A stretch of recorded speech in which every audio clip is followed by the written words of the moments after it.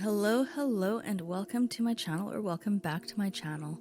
Today I'm going to be reading you a true crime story called The Werewolf Butcher from the book True Crime Case Histories Volumes 4 to 6.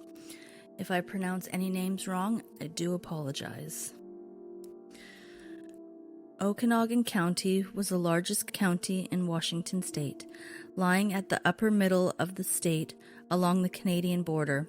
In the center of the country was the town of Tonisket. With less than 1,000 residents, not much happened in the tiny town, let alone the nearby Aeneas Valley, what stretches for miles in each direction around it. About 15 miles from Tonisket, Dana Davis lived in a small rural home with her 4 children.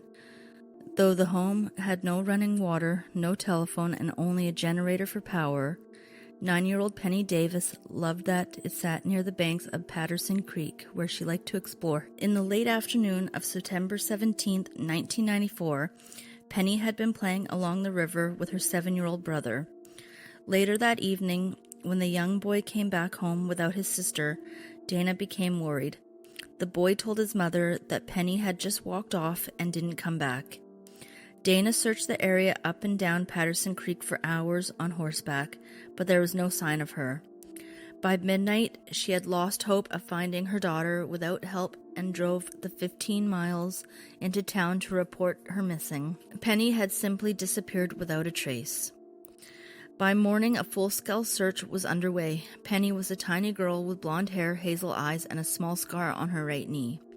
She had been wearing a flowery white t-shirt and purple stretch pants with bright yellow stripes. Police, firefighters, ambulance members, and sniffer dogs searched the area with local townspeople for days with no clues whatsoever. Dana remembered that Penny had once skipped school with another girl from Tonisket. But when police checked with the other girl's family, no one had heard from her. The police initially assumed that Penny had just lost her way and they would eventually find her along the creek bed.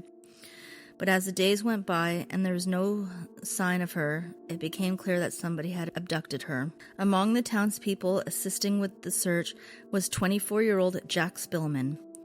Spillman had dated Dana Davis off and on over the past 2 years and lived with the Davis family for a while. When Penny went missing, he was living about 8 miles away. Although he had grown up in Tonisket, he had dropped out of high school in the 9th grade and was known to move around repeatedly, staying with whoever could lend him a room.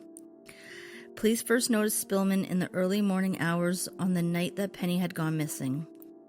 He was driving his big black Chevy pickup truck down Patterson Creek Road near the Davis home. When asked what he was doing that night, he told police that he had heard Penny was missing and had been helping with the search. Within a few days, Spillman had become police's prime suspect after they looked at his prior criminal record.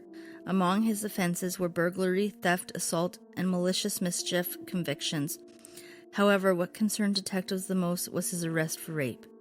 Just 1 year earlier, Spillman and another local man offered a woman a ride home from a bar. Once they got her alone, his friend raped her while Spillman held her down. The woman escaped before Spillman had a chance to take his turn raping her, and she reported the attack.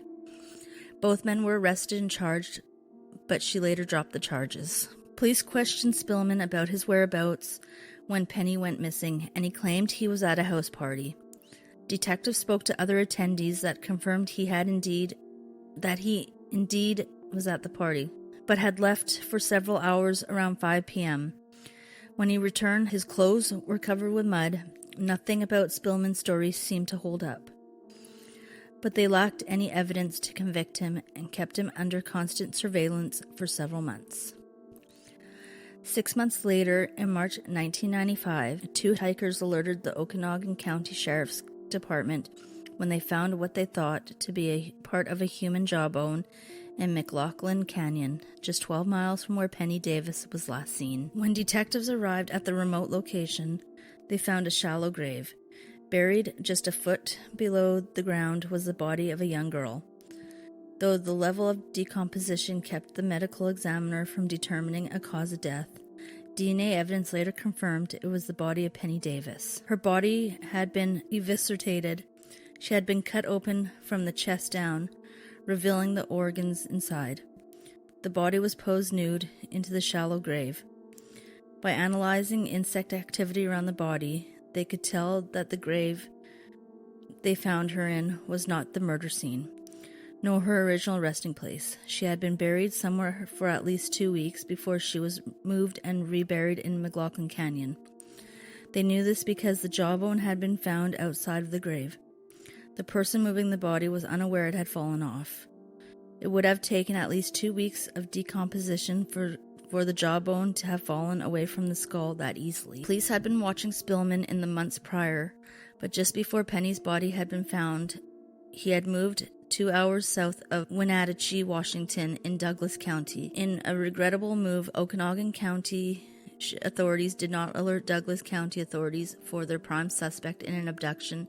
Now murder had moved into their county. Police informed Dana Davis that out of over 100 potential suspects, all had been eliminated except for Jack Spillman. Although they had no evidence to convict him, he was their primary suspect. They also told her of his criminal past and his prior rape accusations, but she still stood by him. Quote, Jack is the kind of person who will walk away from any argument.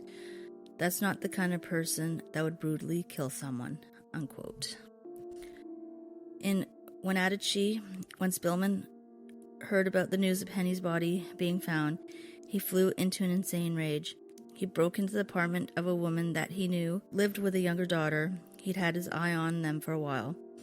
While the family wasn't home, he broke into her house, took the young daughter's pet hamster, and mutilated it with a butcher's knife from the kitchen. Then, with the bloody hamster in his hands, he spun around in circles, squeezing the hamster and spraying its blood all over the walls.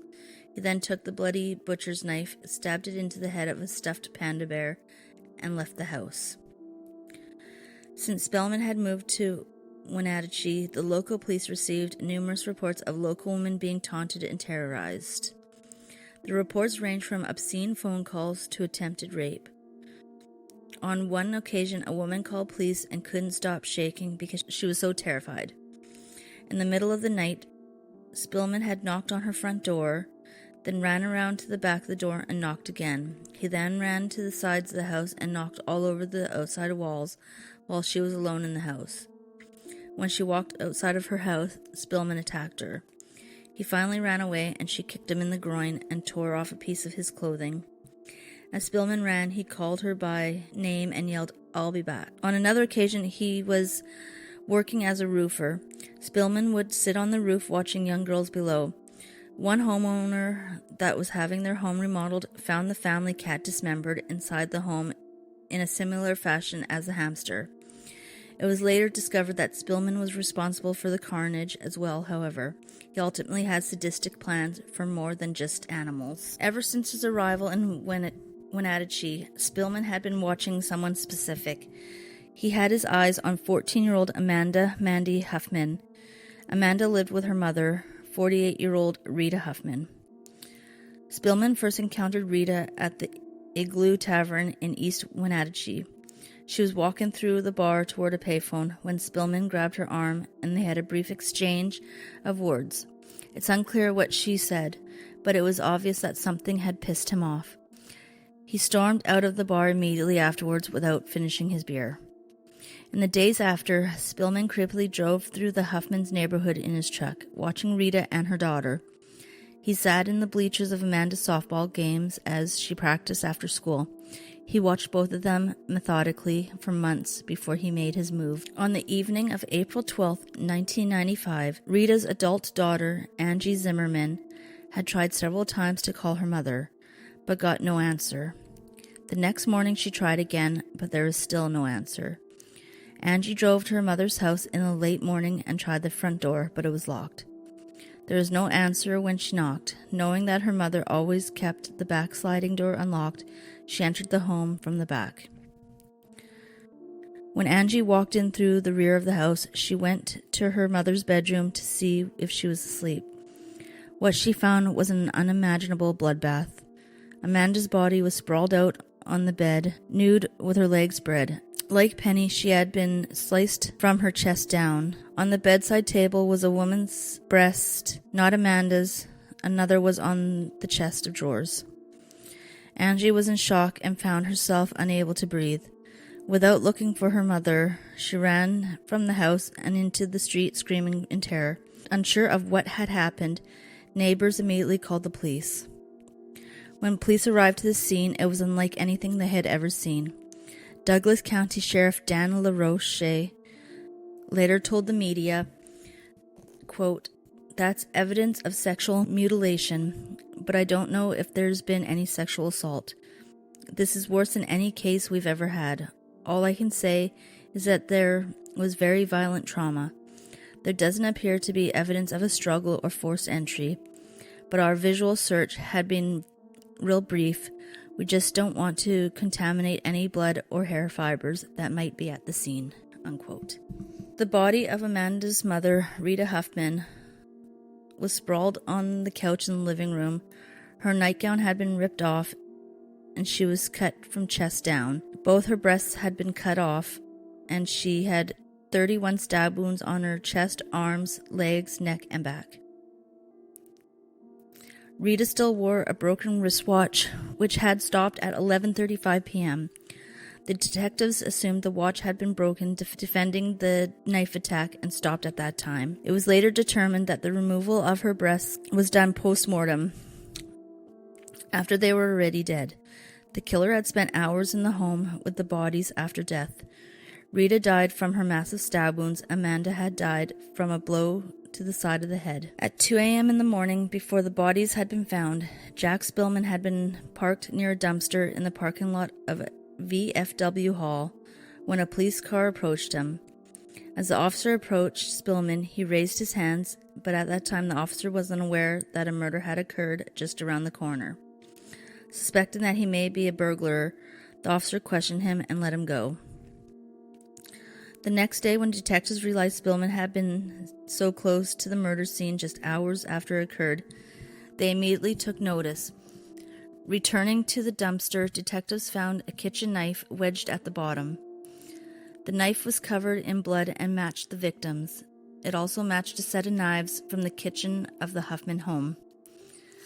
Police then spoke to a neighbor that saw a black truck which matched the description of Spillman's parked in the nearby elementary school parking lot around 11 p.m. on the evening of the murder. The parking lot was in clear view of the back sliding door of the Huffman's home. Jack Spillman was put under 24-hour surveillance for 2 weeks while detectives gathered more evidence.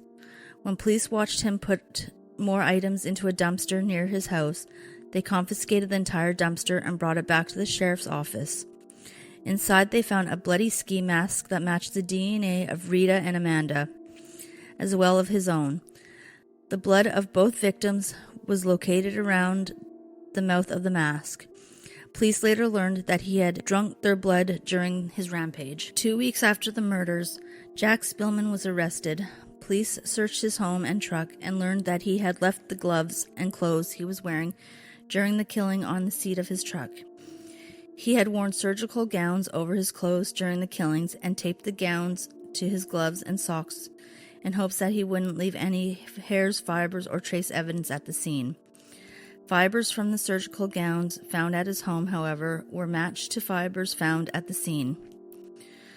While incarcerated in Washington State Penitentiary in Walla Walla, Spillman boasted of his crimes and told his cellmate Mark Miller horrifying details about the murders and his plans to become the world's greatest serial killer. Spillman had read of serial killers extensively and continued to read about them in the prison library. He told Miller of how he had taped the surgical gloves to his socks and gloves and said in the future he would shave his entire body as well so he wouldn't leave any trace evidence. He went on to explain that with further murders he planned to remove the bed linens and burn them, or burn the whole house down if necessary. He explained that he knocked his victims out with a baseball bat before violating dismembering them. That explained the blunt force trauma to Amanda's skull that killed her. He told Miller that his ultimate sexual fantasy was to anally sodomized by a large male while torturing and mutilating his young female victims. This fantasy was so intense for him that he claimed that he could bring himself to an orgasm just thinking about it. Spillman told Miller that he thought of himself as a werewolf and that he wanted to build an elaborate labyrinth of underground caves to keep his victims alive and torture them at his will. He went on to explain that Penny Davis was not his intended target. He had wanted to abduct and kill her 13-year-old friend, but the girl was able to get away from him. He took Penny instead. He threw her over his shoulder so as to not leave her footprints and eventually tied her to a tree. He was sexually aroused by torturing her, but then he stabbed her in the stomach. He was disappointed because she died almost immediately after. He went on to say that he had sex with her dead body, then placed her into Patterson Creek. When he realized she wouldn't sink, he buried her instead. Spillman's trial had been set for August 1996, and prosecutors planned to seek the death penalty. But in order to avoid the death sentence, he pleaded guilty to 3 counts of aggravated murder, robbery, and burglary. In April 1996, Jack Spillman received a sentence of life in prison without the possibility of parole, plus an extra 116 years. Thank you for listening. If you like this type of content, please consider subscribing and liking to my channel, and I will see you on the next one.